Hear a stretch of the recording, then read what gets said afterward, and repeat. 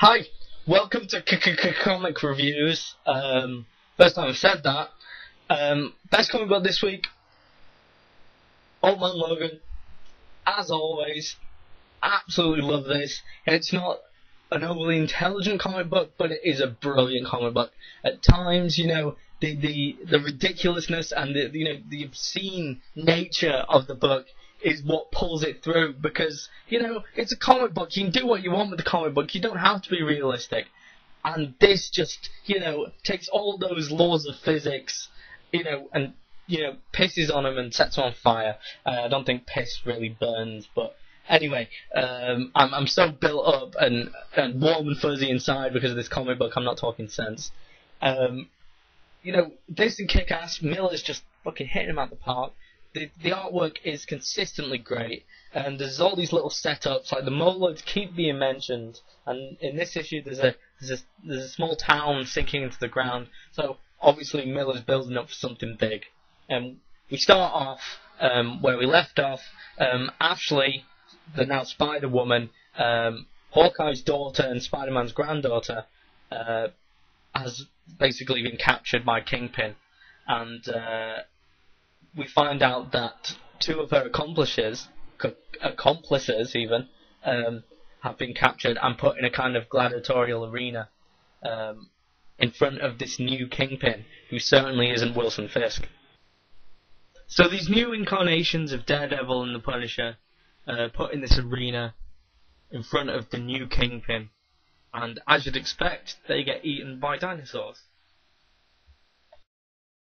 So Logan very reluctantly agrees to go on this detour to save Ashley. He's getting double the money for it, and as he leaves, he's given a keychain with the X-Men symbol on it, and he has this brief moment of kind of mental relapse into who he was. But he swears that he'd rather die than pull out the claws again. I honestly hope that it's, Clint Hawkeye that remains the badass, and Logan stays who he is and true to who he's become. I don't want to see Old Man Logan. Well, actually, I do. I'm in conflict. But in the storyline, I don't want to see Old Man Logan become the vicious beast that he was. Because there's a much deeper dynamic and much deeper emotions invested in this now reformed soldier and this good man, this good family man, and I think it's great. This just gets obscene when the spider buggy is driven up the side of a building, which at the same time is absolutely crazy out there, makes no sense whatsoever, but it's great. It's a comic book. You have to do what you want. If you can't do what you want in a comic book, where can you do it? So Clint and Logan decide the best way they can go about breaking into the new Kingpin's fortress and getting Ashley out is driving the spider buggy up a building and smashing through a wall. So obviously they make it through the wall, and Hawkeye goes batshit insane with a samurai sword. And what could be better? So Clint just starts hacking, and I mean hacking, through these guys, and, it's blood and guts everywhere. McNiven's art is just phenomenal. He hasn't let up for 3 issues, and my favourite bit in the last 3 issues is just made me laugh out loud, literally, and trying to find the control panel to let Ashley loose. She says 31 inches to the left of my voice, and Hawkeye fires an arrow, bang, right on target. He might not have his eyesight anymore, but he's still got it. So even though I've spoiled most of it for you, it ends on a huge cliffhanger.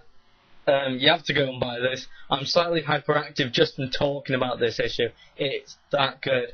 I love this series. It's phenomenal. I enjoyed Enemy of the State, also by Mark Millar. When you just give Mark Millar the ability to do whatever the hell he wants, I don't think there's any writer today that's better, Kick-Ass, this, just give him, the complete power of attorney to just say, here's our characters, just do something great with them.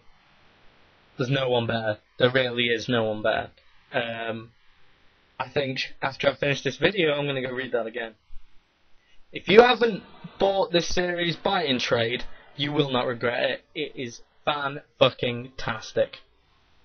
Amazing Spider-Man 569. Decent enough for me to cover, but the star of the show was obviously the Andy Grabnov cover.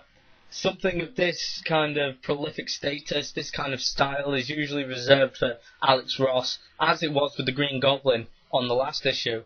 50-50 variant. I don't know why anyone would have picked the other one over this one, because it's astoundingly great. The texture, the depth of it, it's just pure Venom. I'm often disappointed with the Matt Gargan Venom. I don't think he's quite as brutal and inhumane as Eddie Brock, but this cover absolutely stole the show. Two things straight off the bat that I really loved about this comic. The recap was in the form of a Daily Bugle, or shall I say DB article. And then, of course, a brilliant reminder of how good John Romita Jr.'s artwork is for Spider-Man. I mean, he's the modern master of it. So this issue is absolutely chock full of stuff. You got the Thunderbolts going on, you got Norman Osborn receiving an accolade for, what he's done. You've got the whole dynamic that everyone's familiar with. Harry and Norman Osborn, Norman never appreciates whatever Harry does. Even people jumping on a comic, on the comic for the first time, will be familiar with that recurring theme from the films. And, Harry has made a success out of himself by making this franchise out of a small business, and he's going to make millions out of it. Still, he can't please his father. They've got these little storylines and foundations that can build and build and build on for lots and lots of story arcs in the future, and it's very clever and it's very well done. Because so many people are reading these issues at the moment that they can always look back on this and say, oh yeah, that's where that started. My favourite thing about the last two issues has been this Martin Lee character. He's very intriguing, very interesting. I really can't wait to see where this whole thing goes. He's kind of been the saviour to Eddie Brock, and his Feast initiative has kind of been almost like a redemptive place for him. Eddie Brock's basically had a rebirth, and now he hasn't got cancer. We saw in the last issue is almost what looked like putting the antibodies into Eddie Brock, but we'll have to see where that goes.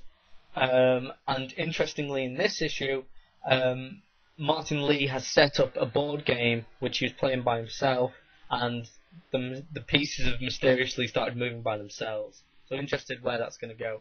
Star of the show, though, the new symbiote, and you can't really argue with that. So we all saw the internet rumours. We all knew that a new symbiote was coming in, and personally I thought it would have been Martin Lee after what happened, what seemingly cured Eddie Brock last time, seemed to be antibodies coming from him. But when Matt Gargan, the now Venom, sets upon Eddie Brock, we see who the new symbiote is going to be. And that is the Eddie Brock anti-Venom, who looks fucking awesome.